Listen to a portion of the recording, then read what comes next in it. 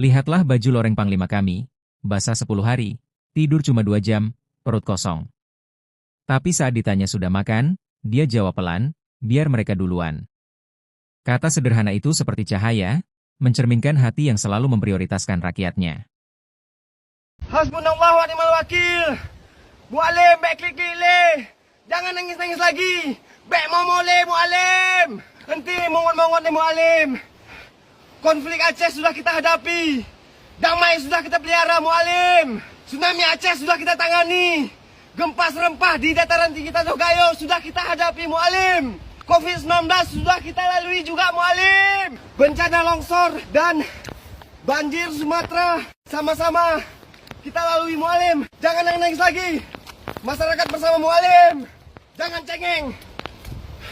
Aceh itu adalah rahim para pejuang. Bangsa yang paling sulit untuk ditaklukkan.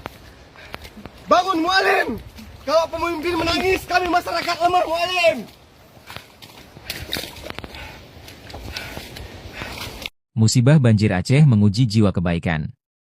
Panglima dan Kak Ana turun langsung membantu rakyat dengan keikhlasan luar biasa.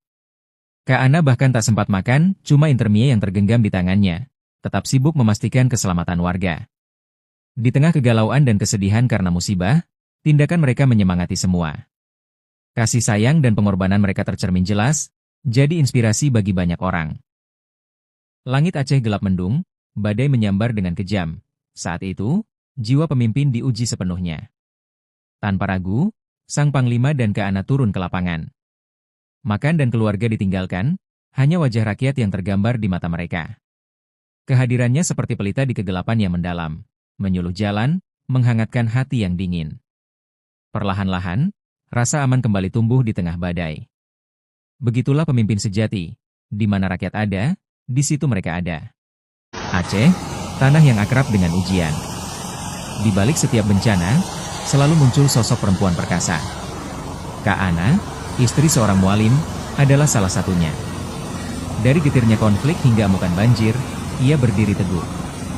Lebih dari sekadar pendamping, Kak Ana adalah cermin semangat perempuan Aceh yang tak lekang oleh waktu. Ketangguhannya adalah obor yang terus menyala, memberi harapan di tengah kesulitan. Semangat Panglima yang membara, seperti api yang tak padam, keikhlasanmu menjadi pijakan kita yang teguh. Kami, bangsa Aceh, dengan hati yang penuh keyakinan dan kesatuan, berdiri tegas di belakangmu, mualim. Sang Panglima dan Kak Ana, wanita tangguh kita. Tak pernah lelah selalu ada di depan, berjuang demi rakyat tercintanya. Melihat sosok mereka yang gigih, hati kita penuh bangga dan harapan. Mereka adalah cahaya di tengah kesulitan, yang selalu menjadikan kesejahteraan rakyat sebagai prioritas utama.